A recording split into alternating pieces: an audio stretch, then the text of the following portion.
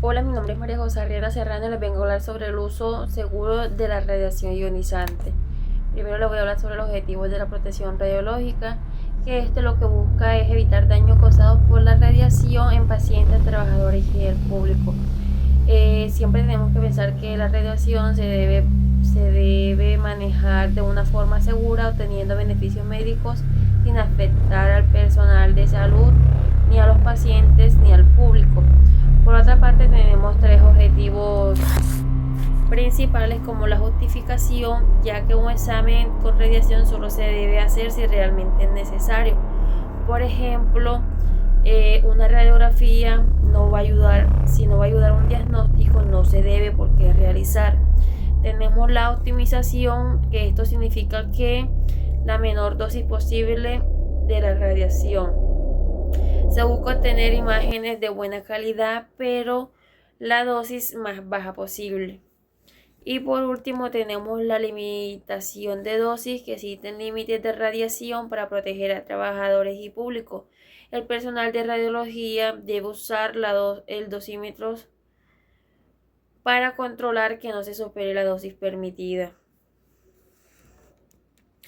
Por otra parte tenemos los tres tipos de exposición. La exposición planificada, que es la que ya está controlada y prevista. Ejemplo, las radiografías, tomografías y radioterapias.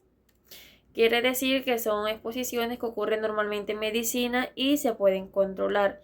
Tenemos las exposiciones de emergencias, que sucede por accidentes o situaciones inesperadas, por ejemplo, accidentes nucleares, derrames radiactivos. Quiere decir que aquí se necesitan medidas rápidas para proteger a las personas. Y tenemos la exposición existente, que es la radiación que ya está presente en el ambiente, por ejemplo, el gas radón y radiación natural. No siempre puede eliminarse, pero sí controlarse o reducirse. Tenemos la zona controlada y zona supervisada.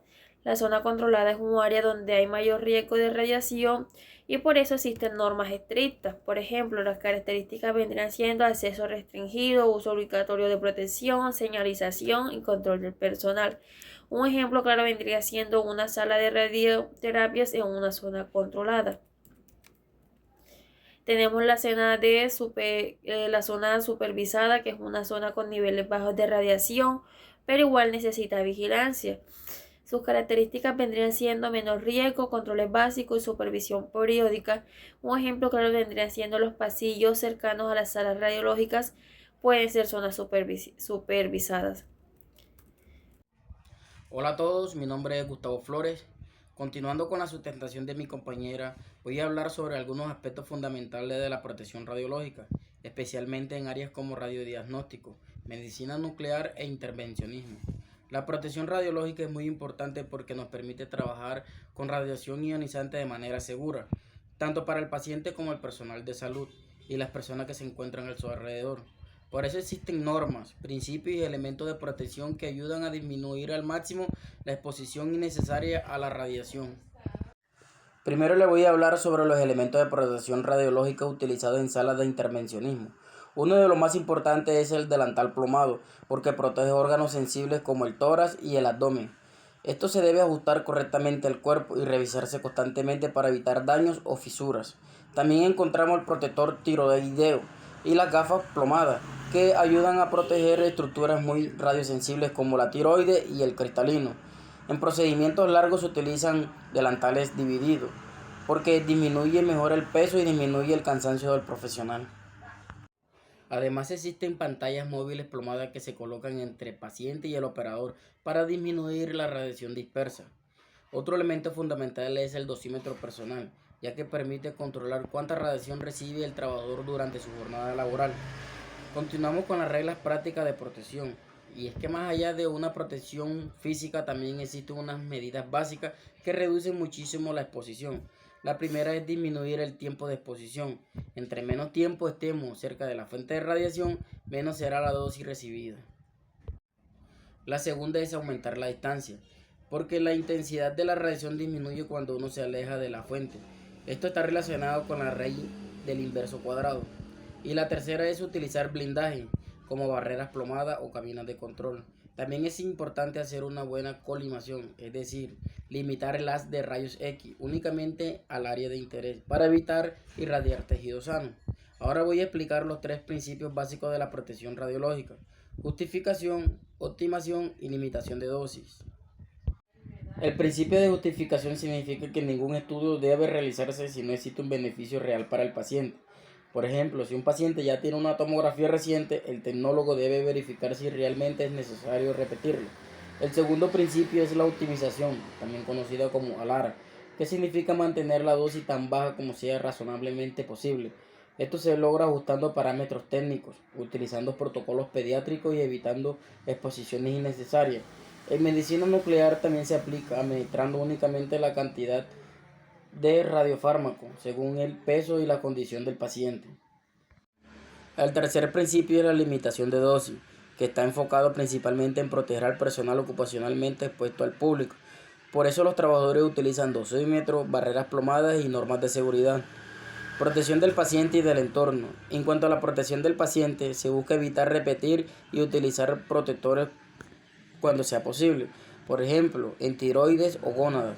En medicina nuclear también se dan recomendaciones al paciente después del procedimiento, como evitar contacto cercano con niños o con mujeres embarazadas durante cierto tiempo. Además, es importante controlar el entorno. En radiología se restringen el ingreso a salas durante las exposiciones y se utilizan señales de advertencias, mientras que en medicina nuclear se debe manejar cuidadosamente el material contaminado y los residuos reactivos. Ejercicio de cálculo. También se realizan ejercicios relacionados con exposiciones ocupacionales. En el primero, un trabajador estaba expuesto a una tasa de 2.300 milirroentgens por hora durante 15 minutos. Al hacer el cálculo, la exposición total fue de 575 milirroentgens.